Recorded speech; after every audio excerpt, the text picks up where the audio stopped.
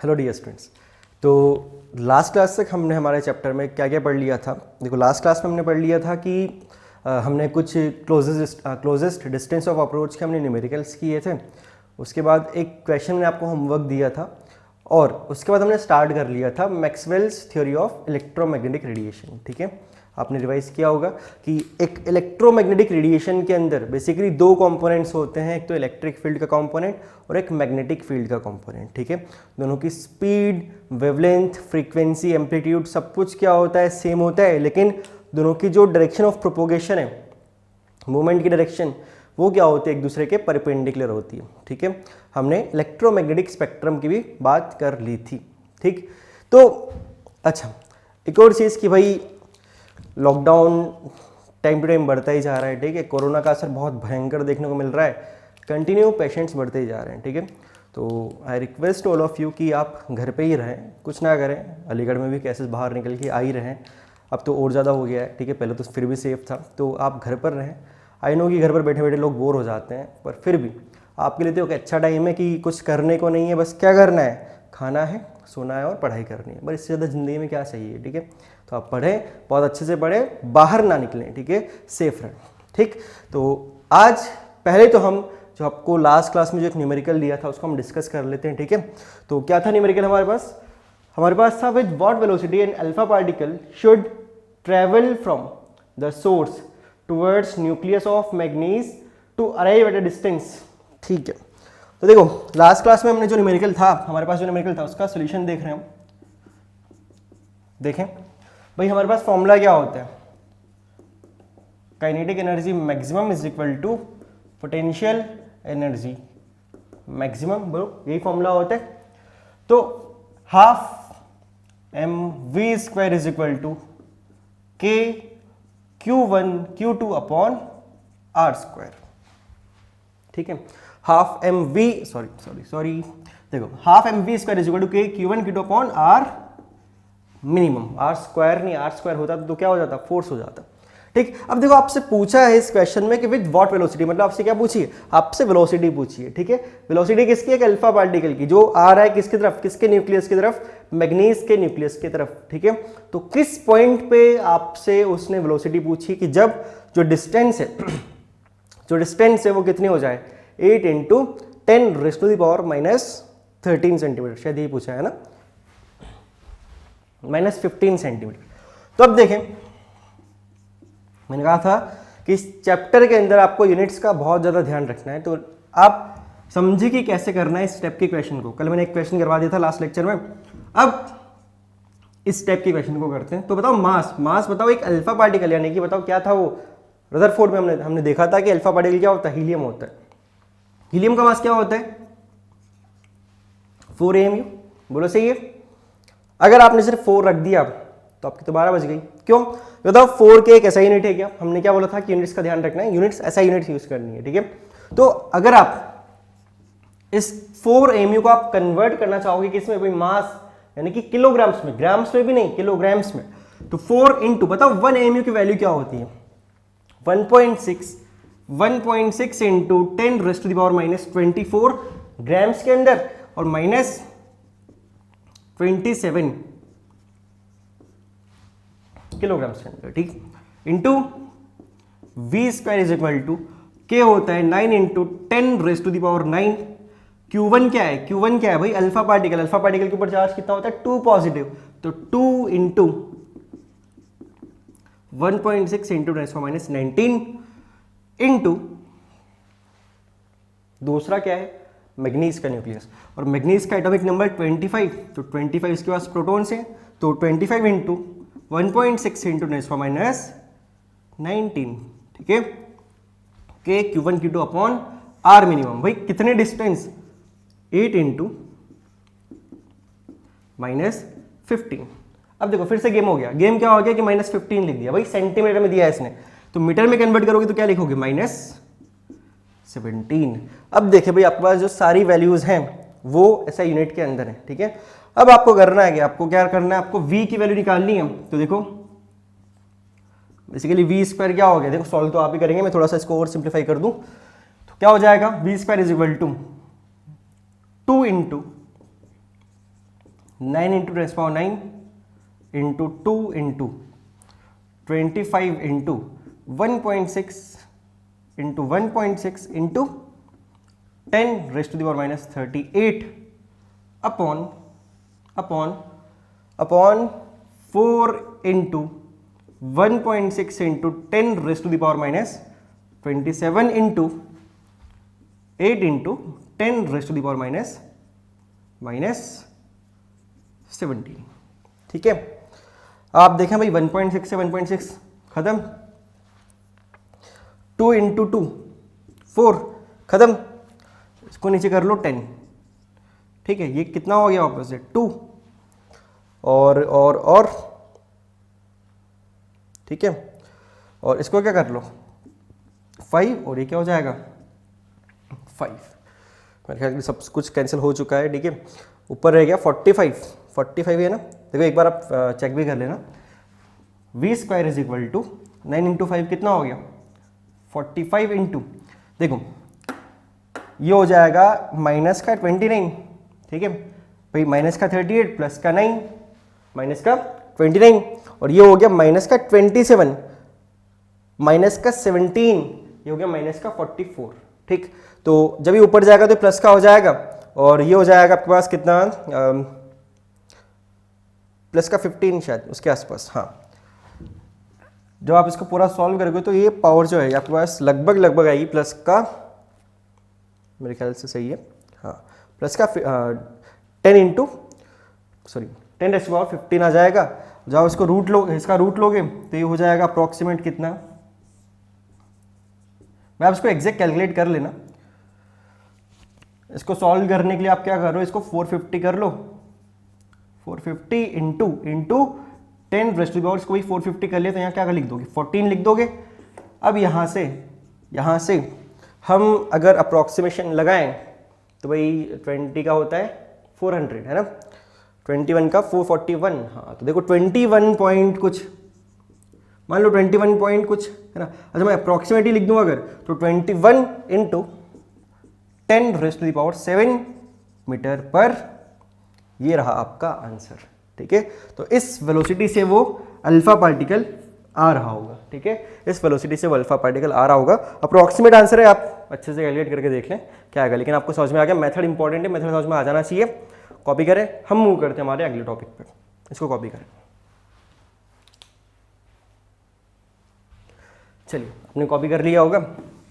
अब हम मूव कर रहे हैं हमारे अगले टॉपिक पे, जिसका नाम है प्लैंक्स क्वांटम थ्योरी।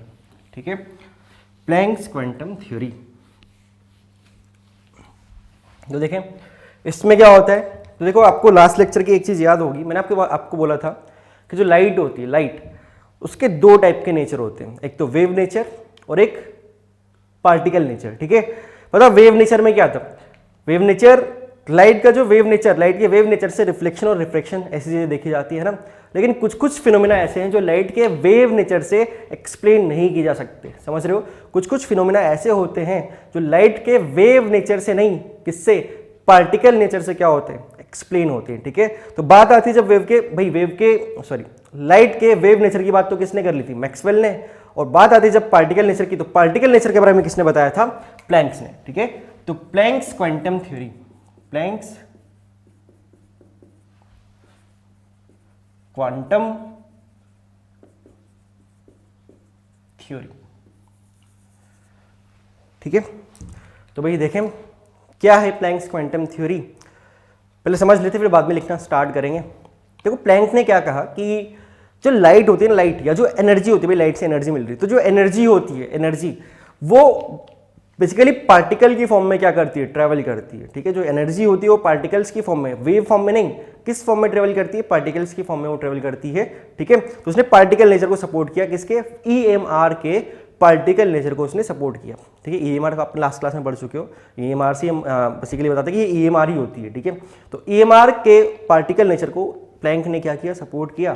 तो इस थ्योरी के अकॉर्डिंग बेसिकली क्या होता है कि जो एनर्जी आ रही है ना, वो वेव की फॉर्म में नहीं आ रही है, वो किसकी फॉर्म में आ रही है, वो पार्टिकल्स की फॉर्म में आ रही है। भाई इस बात का आप मतलब समझें कि जैसे कि ये जो लाइट जल रही है, ये जो लाइट आपके ऊपर गिर रही है ना, ये वेव की फॉर्म में नहीं गिर रही है, ये किसकी फॉर्म में गिर रही है, पार्टिकल्स की फॉर्म में, पार्टिकल्स की फॉर्म में ये एनर्जी आपके ऊपर गिर रही है। अब भाई आप बोलोगे भाई पार्टिकल्स की फॉर्म में कहाँ से गिर रही है, हमें तो दिख ही नहीं रहा पार्टिकल कहाँ आ रहा है, तो पार्टिकल थोड़ी आ रहा है हमारे ऊपर, ठीक है। अब देखो भाई पार्टिकल आ रहा है नहीं आ रहा है ये तो आप देख ही नहीं सकते भाई, वो जो जो हम बोल रहे हैं ना जो एनर्जी पार्टिकल्स की फॉर्म में आती है, ठीक है, बेसिकली उनको हम पैकेट्स बोलेंगे, मैं आपको लिखवाऊंगा अभी, ठीक है। तो प्लैंक के अकॉर्डिंग, प्लैंक ने क्या कहा था कि जो एनर्जी होती है ना वो पैकेट्स की फॉर्म में, स्मॉल स्मॉल बहुत छोटे छोटे पैकेट्स की फॉर्म में ट्रेवल करती है, ठीक है। तो आप भाई समझें, अगर मैं कह रहा हूं कि जो भी आपके पास आपके ऊपर जो लाइट गिर रही है ना, अगर मैं आपको बताऊं कि आपके ऊपर अभी 1 सेकेंड में 10⁻23, 1 सेकेंड में 10⁻23 ऐसे छोटे छोटे पैकेट्स आपके ऊपर गिर रहे हैं। आप बताओ 1 सेकेंड में 10⁻23 बहुत बहुत बहुत छोटे छोटे पैकेट्स लाइट की स्पीड से अगर आपके पास आ रहे हैं, आपके ऊपर गिर रहे हैं, आपके सामने से गुजर रहे हैं, पता आप उसको देख पाओगे क्या, है ना। तो ये तो बात ही छोड़ दो कि भाई आपको दिख रहे हैं या नहीं दिख रहे हैं, क्यों नहीं दिख रहे हैं, ठीक है। बहुत छोटे छोटे से पैकेट से लाइट की स्पीड से ट्रेवल कर रहे हैं और 1 सेकेंड में इतने, ठीक है। ये आपको समझ में आ जाना चाहिए। इंपॉर्टेंट बात तो ये है कि भाई प्लैंक ने क्या कहा था, प्लैंक ने क्या कहा था कि जो एनर्जी होती है वो स्मॉल स्मॉल एनर्जी पैकेट्स के फॉर्म में ट्रेवल करती है, और उन स्मॉल एनर्जी पैकेट्स को हम क्या कहते हैं, उनको हम कहते हैं क्वांटा, ठीक है। उन स्मॉल एनर्जी पैकेट्स को हम क्या कहते हैं, क्वांटा। बात सुनते जाए, मैं लिखवाऊंगा अभी। बात नंबर 2, अगर ये क्वांटा, भाई एनर्जी तो कोई सी भी हो सकती है ना, अगर हम एनर्जी लाइट एनर्जी की बात करें, ठीक है, अगर हम एनर्जी लाइट एनर्जी की बात करें तो उन्हीं जो स्मॉल स्मॉल एनर्जी पैकेट्स हैं जिनको हम क्वांटा कहते हैं, तो लाइट एनर्जी के केस में हम उन क्वांटास को क्या कहते हैं, ये वर्ड शायद आपने सुना भी है, फोटोन, ठीक है। लाइट एनर्जी के केस में हम वो जो स्मॉल क्वांटास हैं उनको हम क्या कह देते हैं, फोटोन्स कह देते हैं, ठीक है। तो हम इसके बारे में लिखना स्टार्ट कर रहे हैं। देखें, दिस थ्योरी, आप भी लिखें, this theory support particle nature of EMR, ठीक है, पार्टिकल नेचर ऑफ EMR, ठीक। This theory support particle nature of EMR, ठीक है। Energy according to this, according to Planck,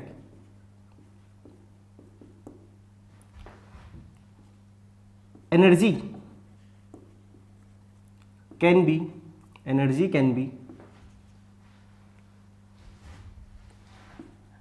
absorbed, energy can be absorbed or emit by atoms and molecules. Energy can be absorbed or emit by atoms and molecules in form of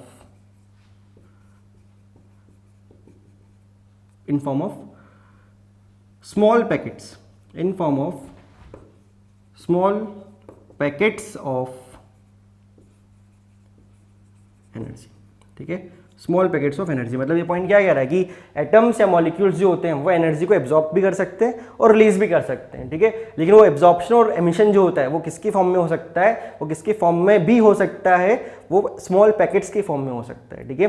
तो ये जो energy के small packets हैं, these small packets of These small packets of energy are known as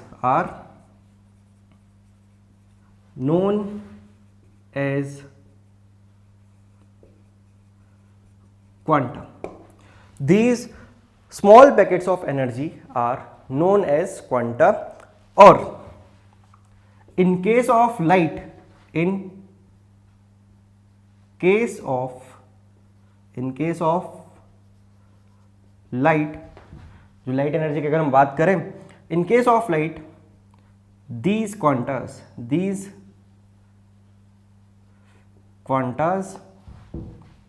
are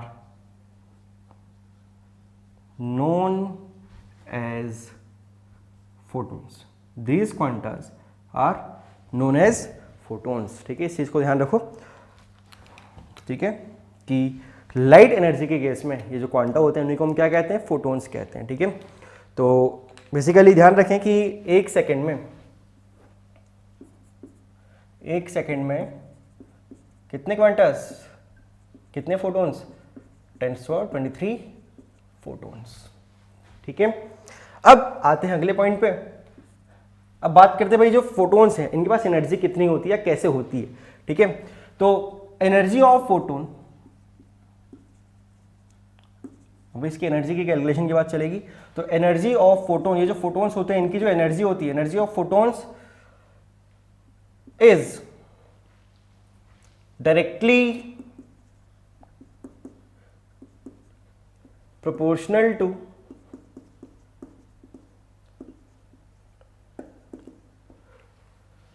frequency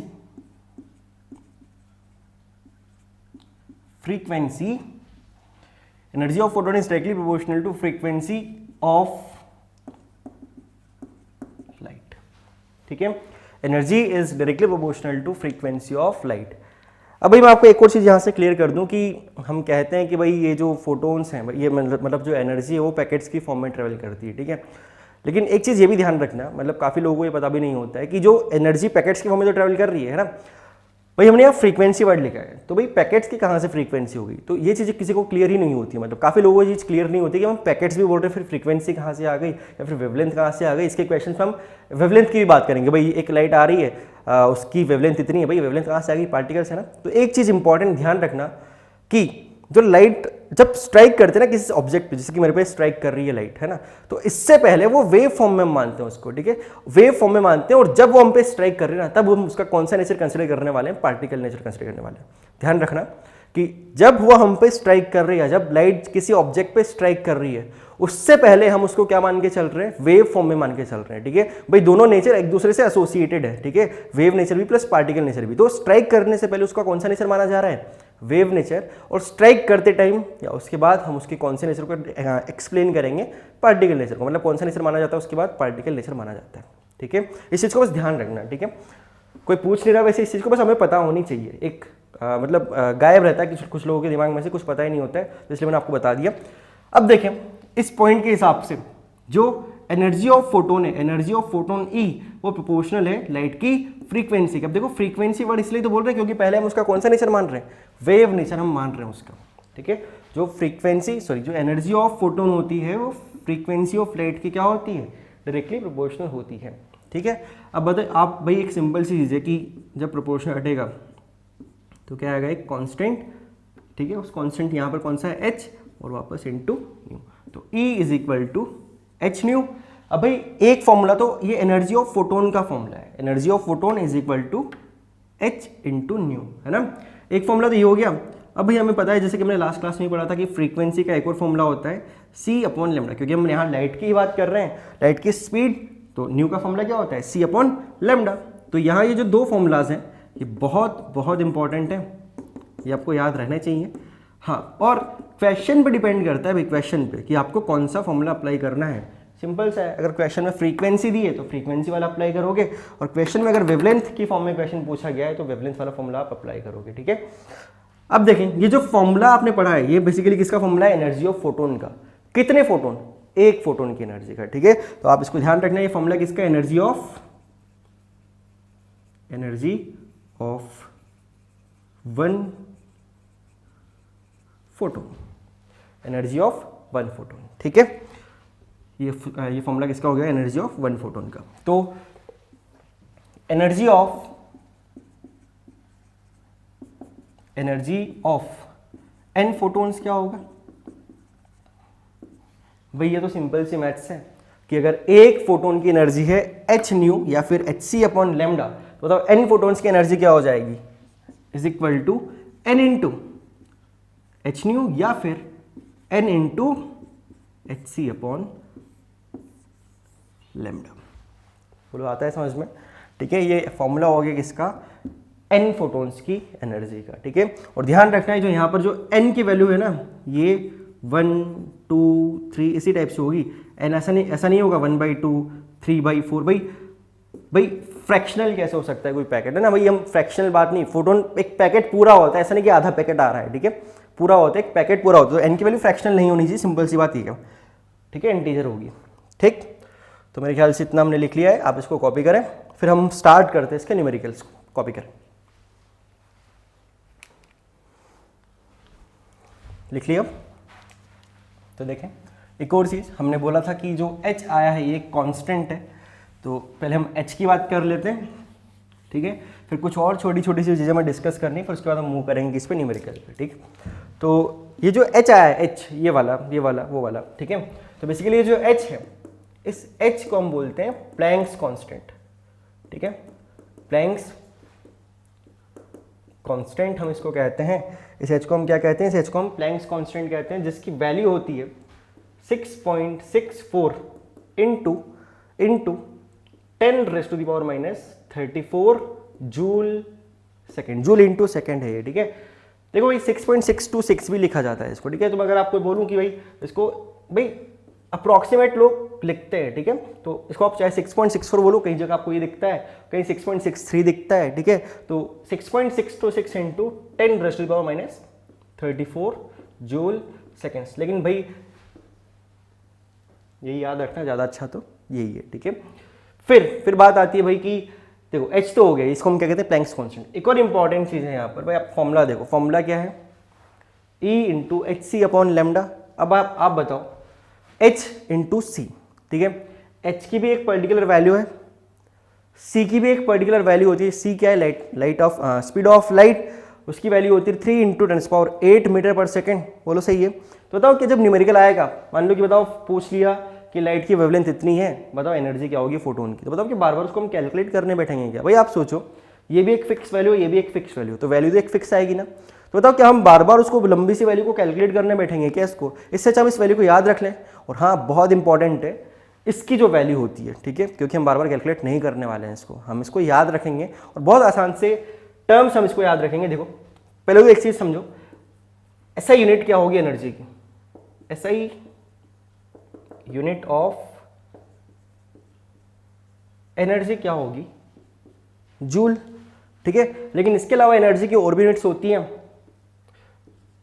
एक होती है electron volt, EV, electron volt, ठीक है, इस यूनिट का नाम क्या है लिख लेना आप, इलेक्ट्रॉन वोल्ट।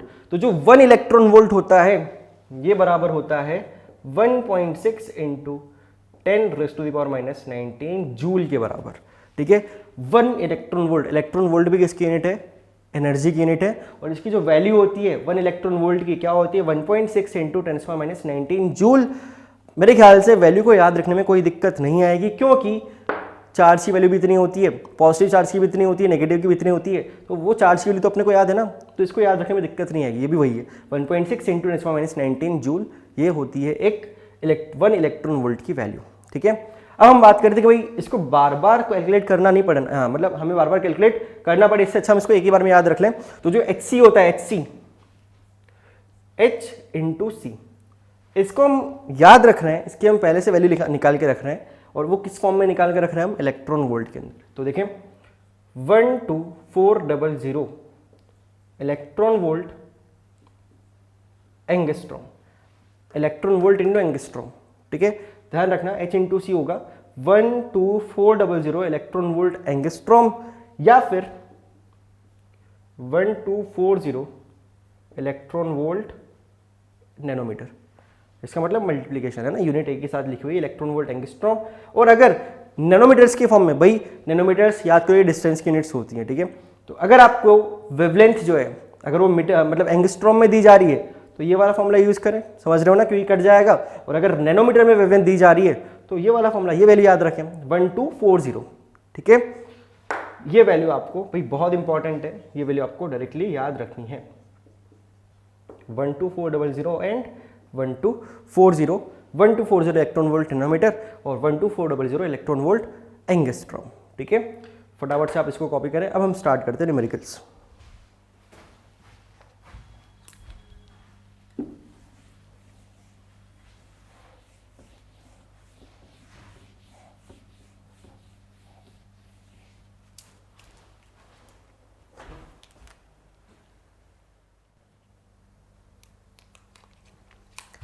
लिख लिया होगा। तो स्टार्ट करते हैं न्यूमेरिकल्स। देखो पहला न्यूमेरिकल हम कर रहे हैं, क्वेश्चन आपको दिया गया है कैलकुलेट। देखो हम बेसिक्स मतलब आसान आसान न्यूमेरिकल से हम स्टार्ट करेंगे, तो उसके बाद धीरे धीरे लेवल बढ़ता जाएगा, ठीक है। तो calculate the ratio of energies, calculate the ratio of energies for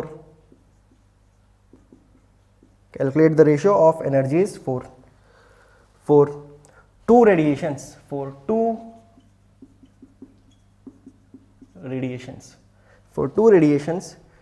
2000 angstrom and 6000 angstrom respectively,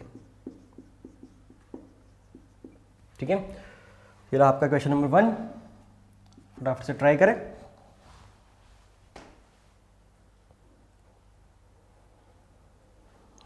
कर लिया होगा। तो देखें भाई बहुत आसान सा क्वेश्चन है, आपको एनर्जीज का रेशियो बताना है।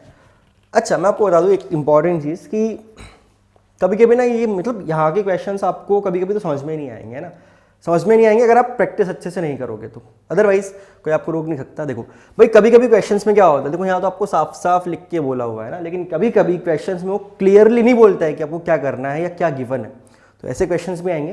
अभी तो बहुत बेसिक सा क्वेश्चन है, तो देखें इसको क्या करना है अपने को, भाई आपको एनर्जीज का रेशियो निकालना है। तो देखिए दो रेडिएशंस हैं, एक तो 2000 एंगस्ट्रॉम और एक 6000 एंगस्ट्रॉम के जो रेडिएशंस हैं उनकी जो एनर्जी मतलब उनके जो फोटोन्स आ रहे हैं उनका रेशियो में निकालना है, ठीक है। तो भाई हमने एनर्जी का फॉर्मूला अभी भी पढ़ा है, एच भाई अच्छा कौन सा एच नहीं है, एच सी अपॉन लेमडा, कौन सा फॉर्मूला लगेगा भाई, एच सी अपॉन लेमडा लगेगा। क्यों? क्योंकि आपको गिवन क्या है, वेवलेंथ गिवन है आपको, ठीक है।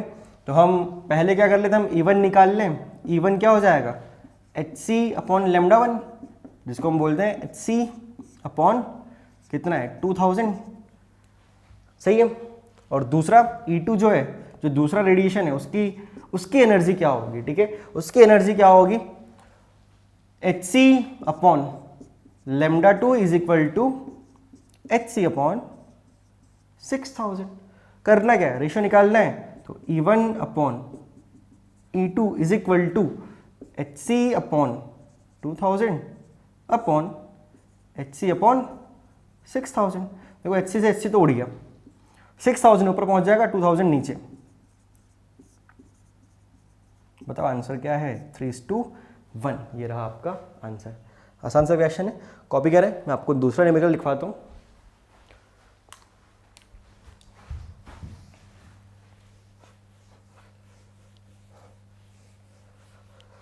जो दूसरा न्यूमेरिकल है वो क्या है, calculate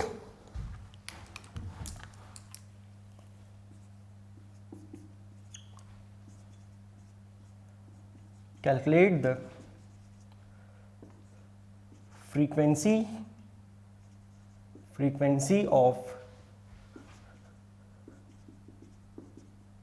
frequency of radiation having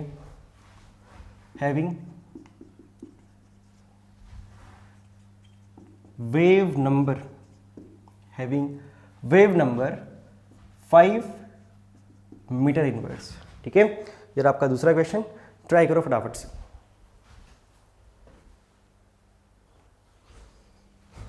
कर लिया होगा। अच्छा ये थोड़ा सा अजीब सा क्वेश्चन आ गया, क्या ऐसा है क्या, कर लिया नहीं किया, देखिए कैसे करना है।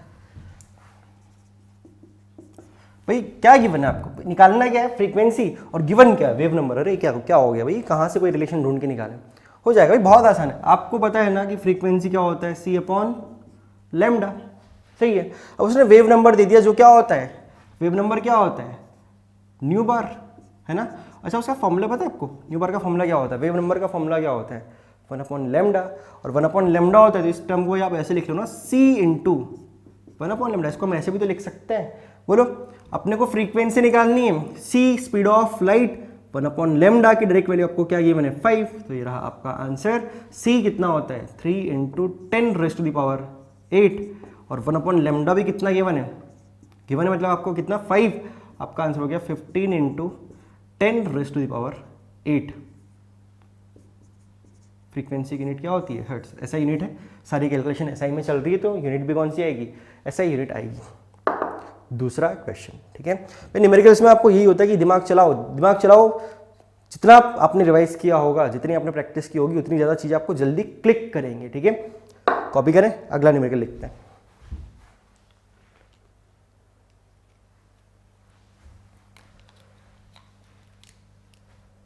Find the wavelength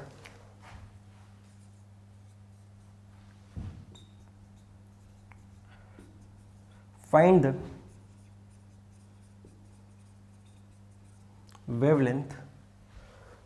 the wavelength of a radiation of a radiation of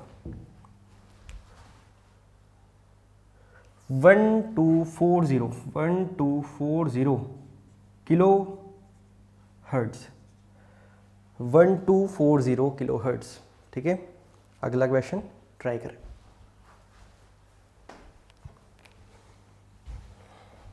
चलिए देखें, अब मैं आपसे कह रहा था ना कि कभी कभी हमें समझ में नहीं आता कि क्या दिया है ना।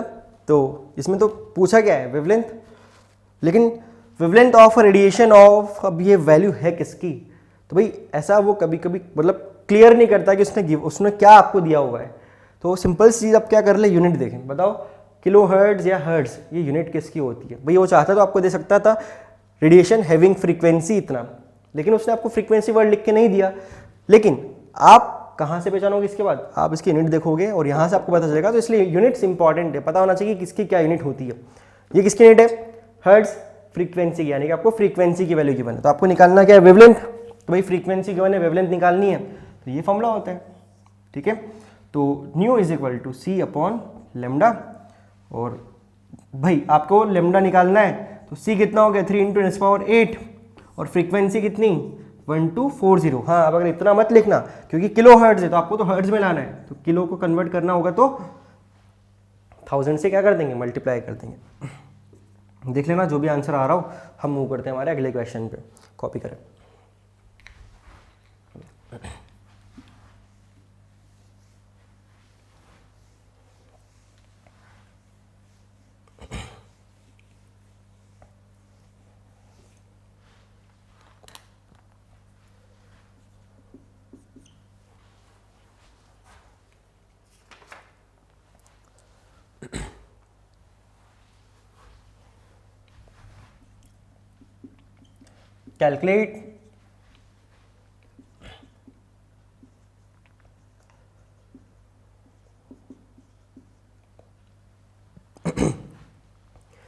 Calculate the number of quantas of 100 nanometer which can provide 1 kilojoule energy, which can provide 1 kilojoule energy, ठीक है। Calculate the number of Qantas, चलिए ट्राई कर।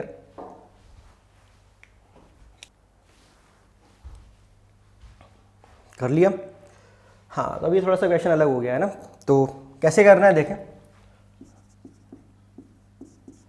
भाई। आप क्योंकि अभी 10th से आप जब 11th में मूव करते हो, ठीक है, तो न्यूमेरिकल्स की इतनी ज़्यादा मतलब बहुत ज़्यादा प्रैक्टिस नहीं रहती है। तो अगर ये न्यूमेरिकल्स कोई 13 का बच्चा यानी कि ड्रॉपर बैच का बच्चा देखे तो उसको उतनी ज़्यादा दिक्कत नहीं आएगी। लेकिन हमारा अभी बिल्कुल ताज़ा दिमाग है ना, बिल्कुल नया दिमाग है, तो ऐसे क्वेश्चंस में क्या पता हम सोच पा रहे हो नहीं सोच पा रहे हो, तो वही हमें सीखना है यहाँ पर, ठीक है। क्वेश्चंस में देखो क्या बोल रहा है, calculate the number of quantas या number of photon, basically number पूछ रहा है वो, of 100 nanometre which can provide 1 kilojoule energy. अब भाई ये क्या है ना, क्या गिवन है, समझ ही नहीं आ रहा क्या।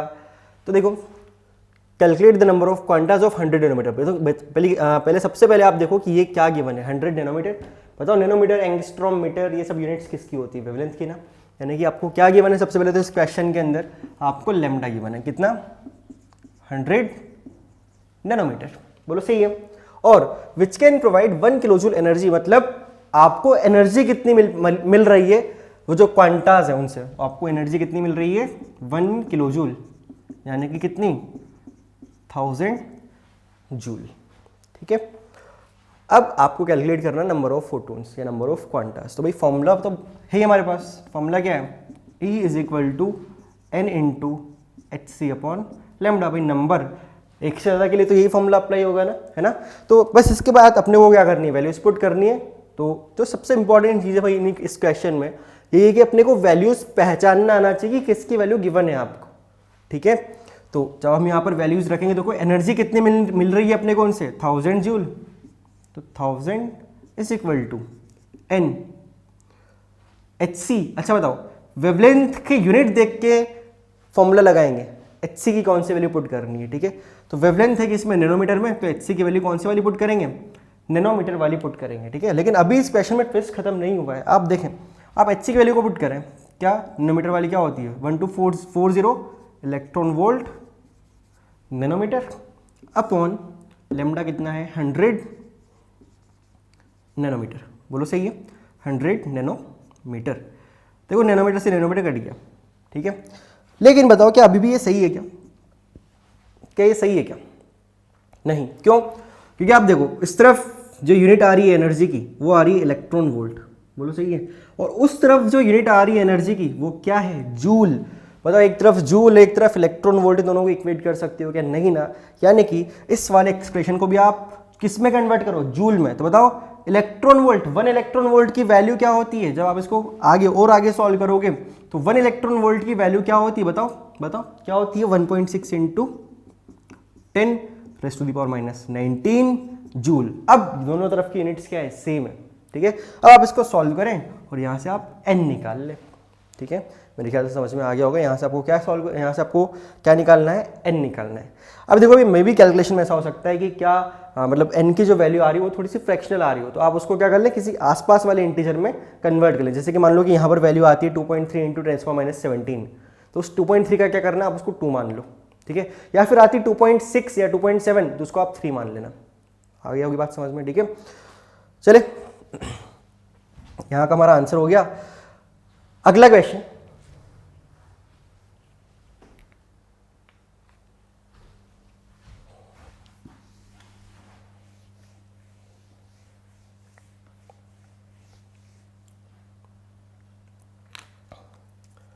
अगला क्वेश्चन है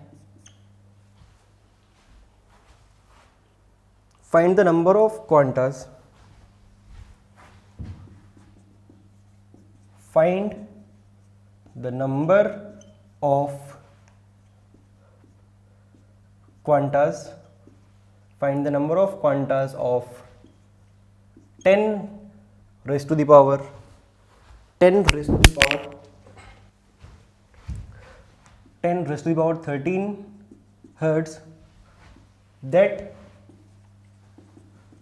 that must be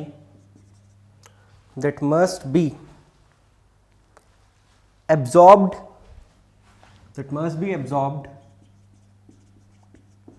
in order to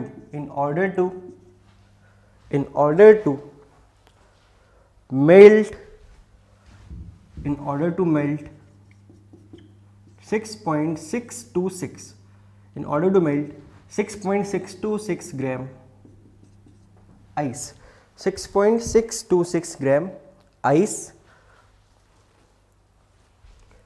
और एक और चीज आपको यहां पर गिवन है, गिवन एनर्जी रिक्वायर्ड